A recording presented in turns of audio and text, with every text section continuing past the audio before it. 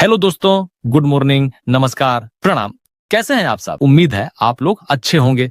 आज हम हर रोज की तरह फिर से हाजिर हैं बिहार के तमाम छोटी बड़ी खबरों के साथ। इससे पहले खबरों को शुरू करें, अभी तक आपने NH बिहार यानी न्यूज हेडलाइंस बिहार चैनल को सब्सक्राइब नहीं किया है तो सब्सक्राइब कर दीजिए, ताकि बिहार में होने वाली तमाम छोटी बड़ी खबरों से खुद को अपडेट रखें और जानकारी से अवगत हो सकें। तो चलिए बात करते हैं आज के तमाम छोटी बड़ी खबरों पर नजर डालते हैं। भोजपुर जिले के आरा में रोहतास के एक युवक की हत्या के बाद आक्रोशित लोगों ने सासा रामआरा पथ को जाम कर दिया। मृतक धर्मेंद्र कुमार 35 मोकर गांव का निवासी था। Dharmendra door step delivery DSD में चालक के रूप में कार्यरत था। परिजनों का आरोप है कि उसकी हत्या कर इसे दुर्घटना का रूप देने की कोशिश की जा रही है। घटना के बाद भोजपुर पुलिस ने शव बरामद कर उसे परिजनों को सौंप दिया, साथ ही इसे हादसा करार दिया। परिजनों और ग्रामीणों के अनुसार धर्मेंद्र को 2 बाइक सवार ले गए थे और सुनियोजित तरीके से उसकी हत्या कर दी गई। इस मामले में पुलिस पर लापरवाही और लीपापोती करने का भी आरोप लगाया जा रहा है। प्रदर्शनकारियों ने कई मांगों को लेकर विरोध किया। लोगों ने मांग की कि हत्या के आरोपियों की जल्द गिरफ्तारी हो। इसके साथ ही मामले की निष्पक्ष जांच कर हत्या के दोषियों पर कड़ी कार्रवाई की जाए। मृतक के गरीब परिवार को आर्थिक सहायता और सरकारी नौकरी देने की मांग की गई है। लोगों ने इस मामले में कथित रूप से शामिल पुलिस कर्मियों पर सख्त एक्शन लेने की मांग की है। घटना के बाद मृतक के परिवार में मातम पसरा हुआ है। सड़क जाम की सूचना पर पुलिस मौके पर पहुंची और लोगों को समझाने का प्रयास किया। हालांकि ग्रामीण अपनी मांगों पर अड़े हुए हैं और पुलिस से निष्पक्ष कार्रवाई की मांग कर रहे हैं। यह मामला इलाके में तनाव का कारण बन गया है। प्रशासन पर निष्पक्ष जांच का दबाव बढ़ रहा है और ग्रामीण किसी भी हालत में दोषियों को सजा दिलाने की मांग पर डटे हुए हैं। पटना के नौबतपुर थाना क्षेत्र में बीते गुरुवार को अपराधियों ने सरेआम फायरिंग कर दहशत फैला दी। होलिका दहन की तैयारी के दौरान हुई इस गोलीबारी में चाचा भतीजे को गोली लगी। गोलीबारी में 45 वर्षीय ललन यादव की मौत हो गई, जबकि उनका भतीजा घायल हो गया।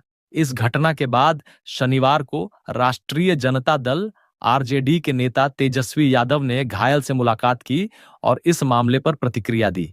तेजस्वी यादव ने X पर पोस्ट करते हुए लिखा कि नौबतपुर हत्याकांड में पीड़ित परिवारों से मिलने के लिए वे AIMS पटना पहुंचे हैं। उन्होंने कहा कि पार्टी की तरफ से पीड़ितों को हर संभव मदद दी जाएगी।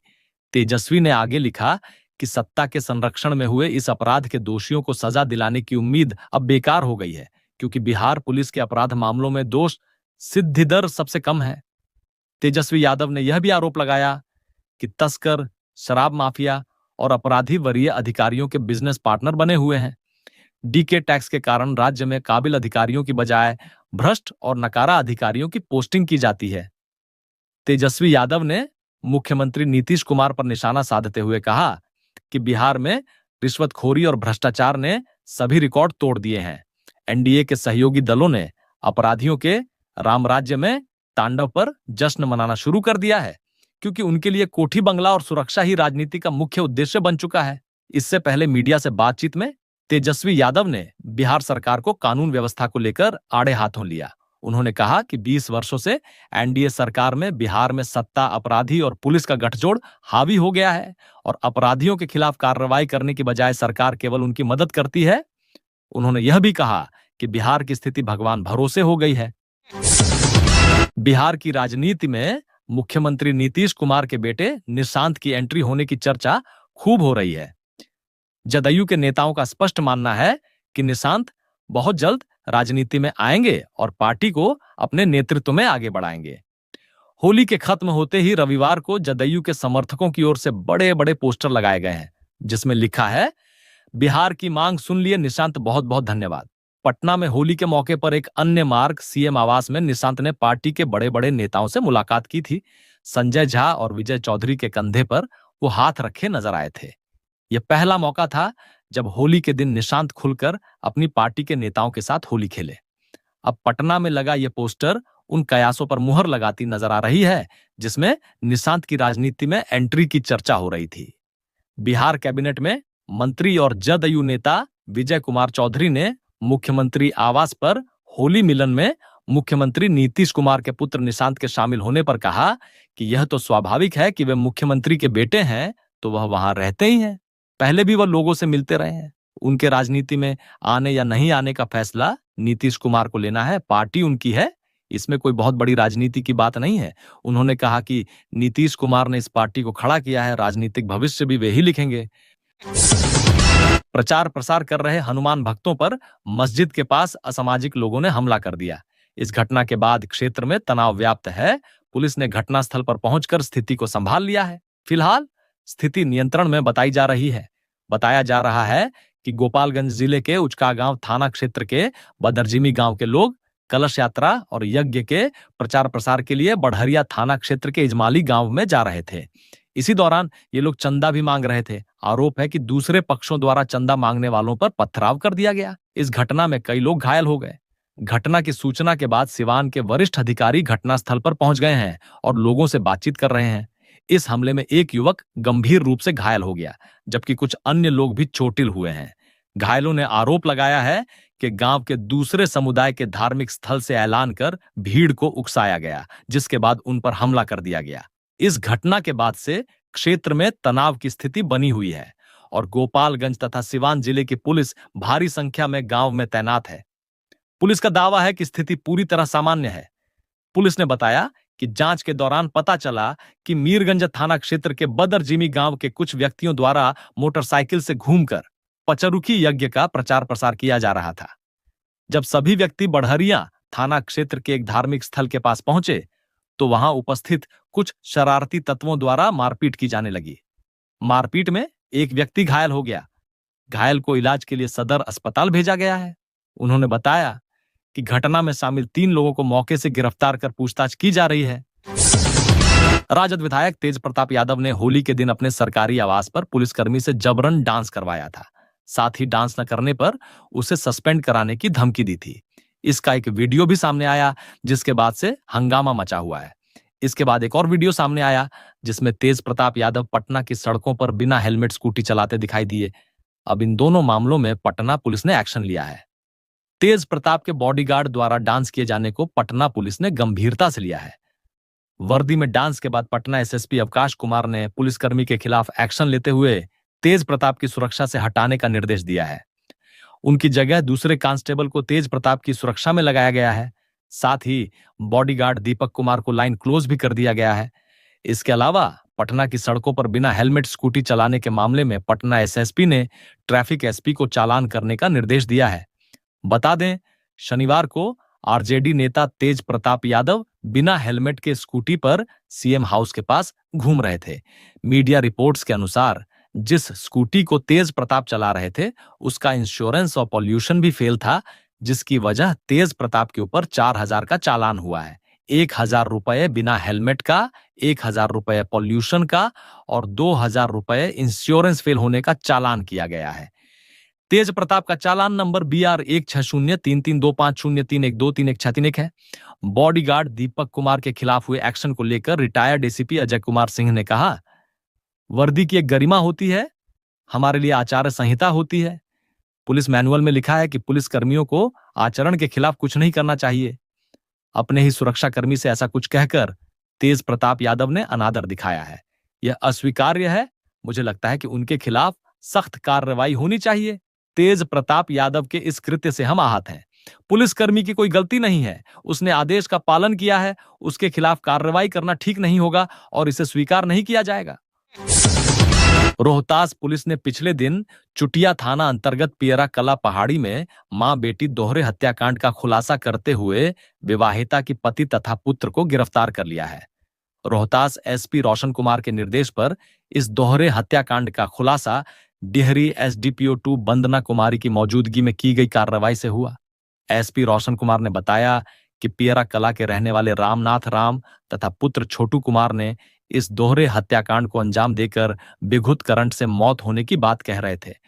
पुलिस ने दोहरे हत्याकांड का खुलासा तत्परता से करते हुए विवाहिता के हत्यारे पति रामनाथ राम तथा पुत्र छोटू कुमार को गिरफ्तार किया गया है। एसपी ने बताया कि रामनाथ राम की पुत्री प्रियंका कुमारी की शादी झारखंड राज्य में तय किया गया था, जहां शादी करने से कर दिया क्योंकि वो अपने चहेते शादीशुदा युवक से करना चाहती थी। प्रियंका कुमारी को इस मामले में उसकी मां पार्वती देवी भी समर्थन कर रही थी।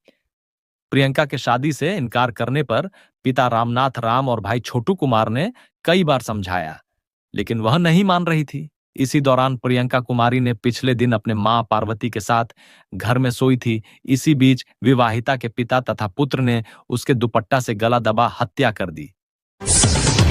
मुंगेर जिला के मुफस्सिल थाना के सहायक पुलिस अवर निरीक्षक संतोष कुमार सिंह हत्याकांड में जहां एक और पुलिस ने कार्रवाई करते हुए आरोपी पति पत्नी सहित 4 लोगों को गिरफ्तार किया है, वहीं मुफस्सिल के थानाध्यक्ष चंदन कुमार सहित 4 पुलिस कर्मियों को निलंबित कर दिया गया है। डीआईजी राकेश कुमार ने जमादार संतोष कुमार हत्याकांड में मुफस्सिल थानाध्यक्ष चंदन कुमार को कर्तव्य के प्रति लापरवाह रहने के कारण तत्काल प्रभाव से निलंबित कर दिया है।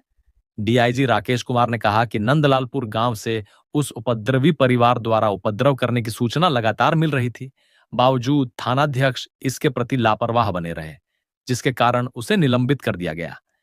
डीआईजी के कड़े रुख को देखते हुए उनके निर्देश पर एसपी सैयद इमरान मसूद ने थाना में उस समय ओडी ड्यूटी में तैनात महिला पुलिस पदाधिकारी, डायल 112 के चालक एवं एक सिपाही को भी तत्काल प्रभाव से निलंबित कर दिया, क्योंकि उनके साथ गई पुलिसकर्मी ने उनको बचाने का प्रयास नहीं किया, जबकि ओडी ड्यूटी में तैनात महिला पुलिस पदाधिकारी ने घायल सौरभ की शिकायत पर कार्रवाई करने के बदले बिना किसी वरीय पुलिस पदाधिकारी को बताए थाना से उसे वापस भेज दिया था।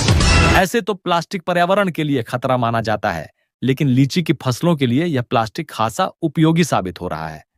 अच्छी फसल के लिए किसान पेड़ों को प्लास्टिक के थैले से कवर कर रहे हैं, इससे लीची की फसल अच्छी होगी।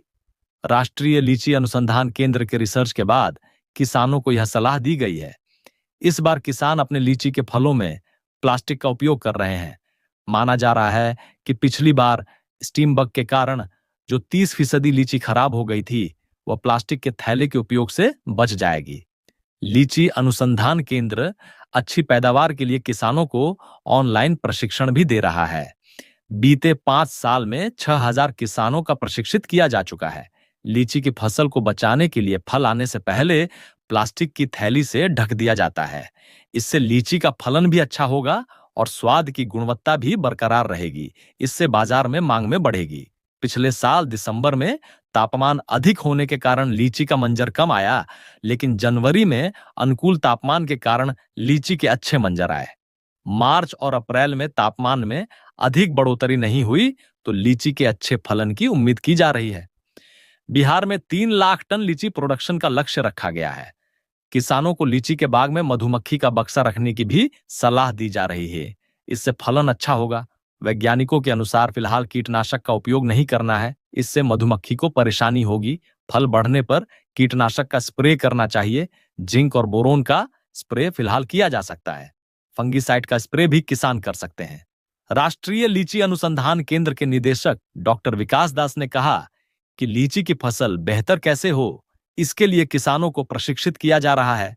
प्लास्टिक के थैले से फल आने से पहले लीची को कवर किया जा रहा है, इससे फसल अच्छी होगी। किसानों को आधुनिक तरीके से खेती की सलाह दी जा रही है। इसके लिए लीची अनुसंधान केंद्र की ओर से ऑनलाइन प्रशिक्षण कार्यक्रम चलाया जा रहा है। मुजफ्फरपुर जिला के सकरा थाना क्षेत्र के रूपनपट्टी चौक के निकट शनिवार की शाम 2 बाइक की टक्कर हो गई। घटना में एक बाइक पर सवार विष्णुपुर बघनगरी गांव निवासी रंगीला देवी 40 की मौत हो गई। वह रामाशीष शाह की पत्नी थी। वहीं बाइक पर सवार विष्णुपुर बघनगरी गांव निवासी सुरेश कुमार, संगीता देवी एवं दूसरी बाइक पर सवार मछही गांव निवासी राज मल्होत्रा एवं रवि कुमार गंभीर रूप से घायल हो गए। घटना के बाद लोगों की भीड़ जुट गई। आक्रोशित लोगों ने NH 8 को भुट्टा चौक पर जाम कर दिया। मौके पर पहुंची पुलिस घायलों को लेकर अस्पताल ले जाने लगी। इस दौरान आक्रोशित लोगों ने पुलिस वाहन का शीशा तोड़ दिया। लोग दोषी बताकर बाइक सवार को पीटना चाह रहे थे, लेकिन पुलिस ने उस दोनों को अस्पताल पहुंचाया। सूचना पर पहुंचे बबलू मिश्रा, राजद नेता भोला ठाकुर, चंदेश्वर राम आदि लोगों ने समझाया। उसके बाद थानाध्यक्ष राजू कुमार पाल की पहल पर जाम समाप्त हुआ। पुलिस ने शव को पोस्टमार्टम के लिए भेज दिया। इस संबंध में रामललित शाह ने सकरा थाना में केस दर्ज कराया है, जिसमें मचही निवासी राज मल्होत्रा एवं रवि कुमार को नामजद किया है। केस में नशे की हालत में बाइक चलाकर ठोकर मारकर हत्या करने का आरोप लगाया है। बताया गया कि रंगीला देवी मृतका सुरेश एवं संगीता देवी के साथ बाइक से अपने घर जा रही थी। इसी दौरान उक्त बाइक सवार ने उसे ठोकर मार दी, पुलिस के अनुसार युवक में नशापान की पुष्टि हुई है, केस दर्ज कर न्यायिक हिरासत में जेल भेज दिया गया। भागलपुर शहर में नगर निगम का पहला मार्केटिंग कॉम्प्लेक्स दीपनगर चौक पर बनेगा और इसके निर्माण की प्रक्रिया शुरू हो गई है। निगम की खाली जमीन पर 7 फ्लोर का कॉम्प्लेक्स बनेगा, यानी G5 स्टोरेज बेसमेंट होगा। निगम प्रशासन ने प्रपोजल को स्वीकृत कर दिया है। यह प्रपोजल निगम की बैठक में लिया गया था और नगर सरकार की कैबिनेट ने सहमति जताई थी, जिसके बाद प्रोसीडिंग में लाया गया था।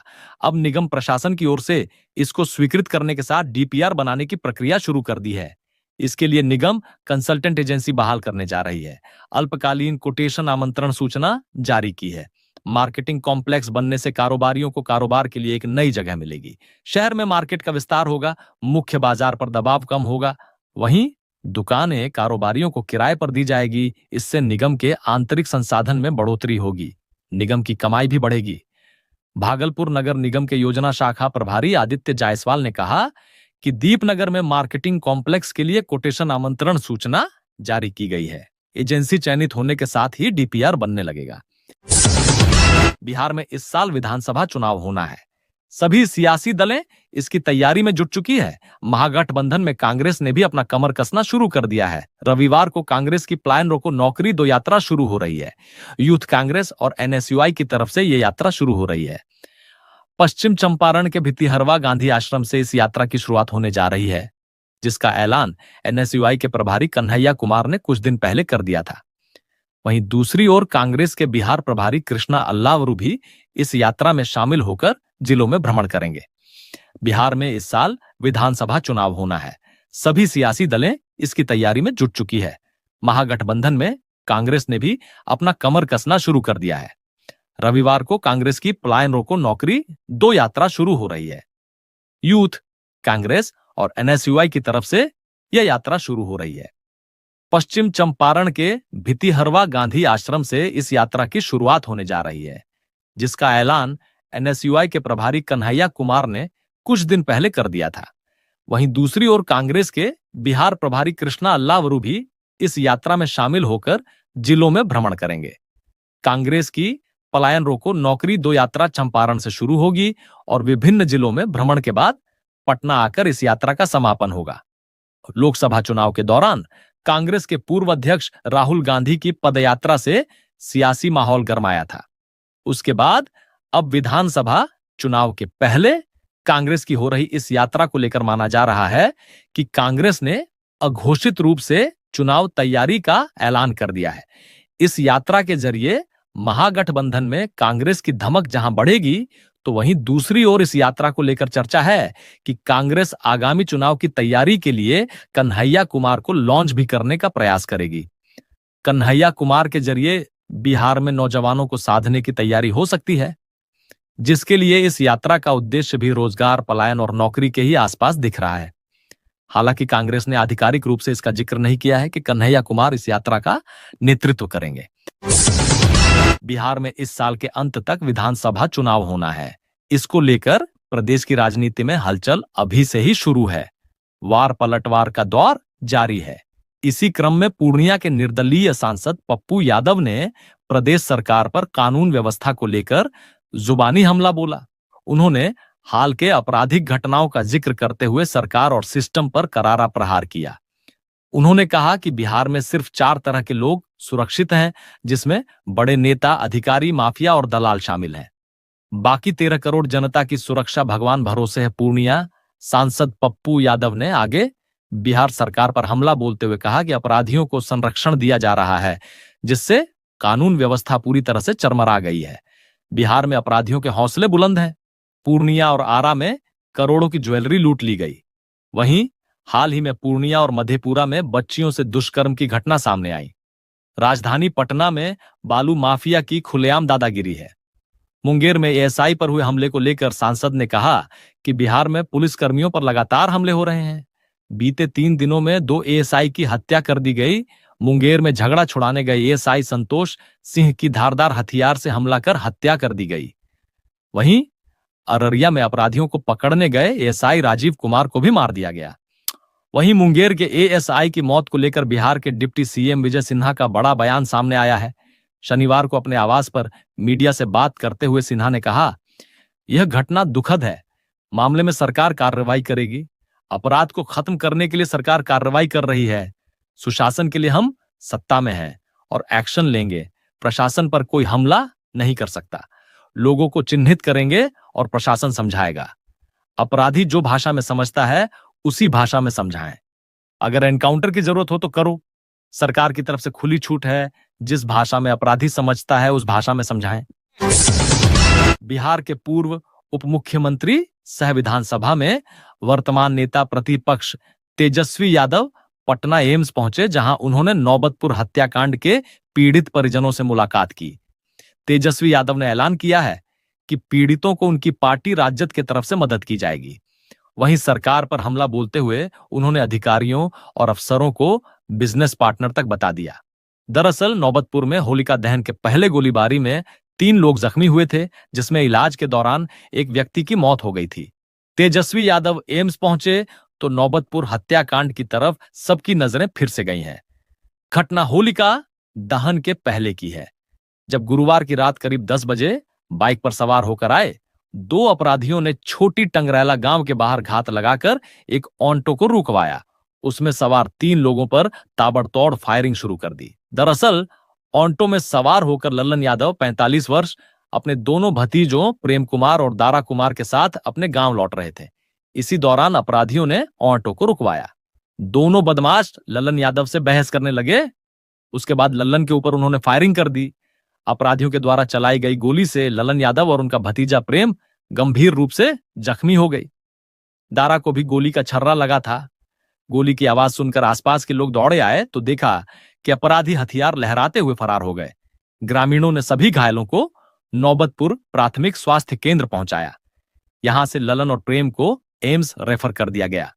पटना एम्स में इलाज के दौरान ललन यादव ने दम तोड़ दिया, जबकि प्रेम का इलाज चल रहा है।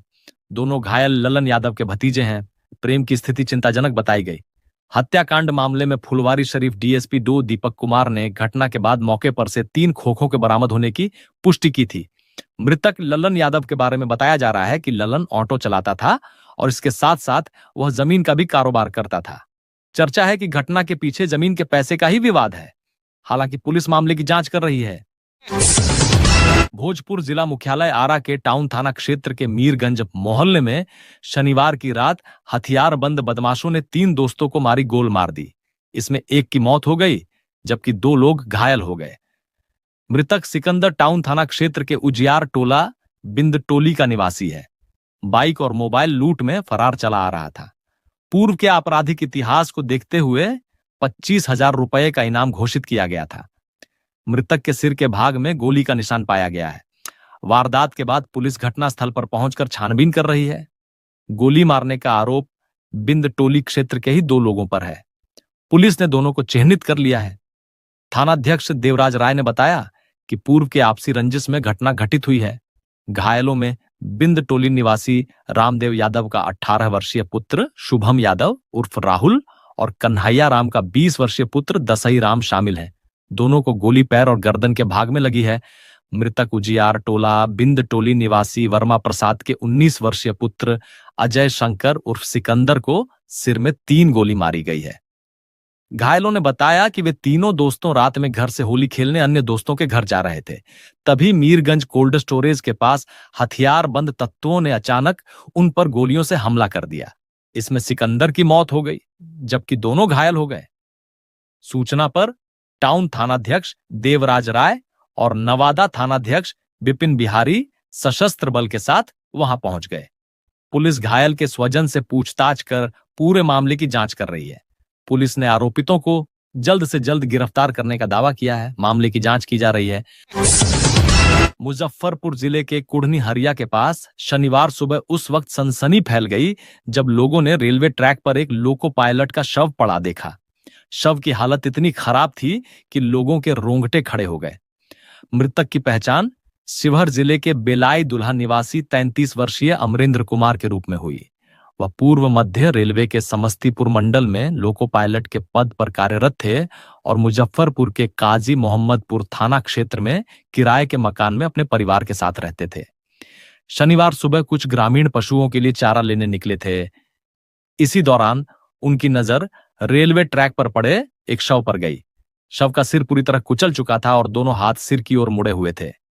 यह दृश्य देखकर ग्रामीण सहम गए और तुरंत पुलिस को सूचना दी। सूचना मिलते ही जीआरपी और स्थानीय थाना पुलिस मौके पर पहुंची। पुलिस ने शव को कब्जे में लेकर पोस्टमार्टम के लिए एसकेएमसीएच मुजफ्फरपुर भेज दिया। जब पुलिस ने शव की तलाशी ली तो उसके पास से एक रेलवे आई कार्ड बरामद हुआ। इसी से मृतक की पहचान हुई। शुरुआती जांच में पुलिस इसे ट्रेन से गिरकर हुई मौत मान रही है, लेकिन अब तक यह स्पष्ट नहीं हो पाया है कि हादसा कैसे हुआ। थाना अध्यक्ष रवि प्रकाश के अनुसार शव रेलवे ट्रैक के पोल संख्या 28 और 30 के बीच मिला।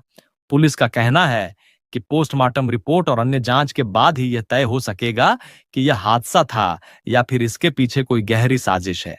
रेलवे ट्रैक के आसपास लगे सीसीटीवी फुटेज खंगाले जा रहे हैं ताकि यह पता लगाया जा सके कि कहीं किसी ट्रेन से गिरने की घटना रिकॉर्ड हुई है या नहीं।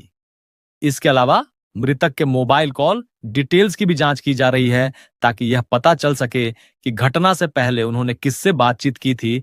फिलहाल मृतक के परिजनों की ओर से कोई लिखित शिकायत या आवेदन पुलिस को नहीं दिया गया है। पुलिस का कहना है कि परिजनों से बातचीत के बाद ही आगे की कार्रवाई की जाएगी। मृतक के परिवार को सूचना दे दी गई है और उनके मुजफ्फरपुर पहुंचने का इंतजार किया जा रहा है।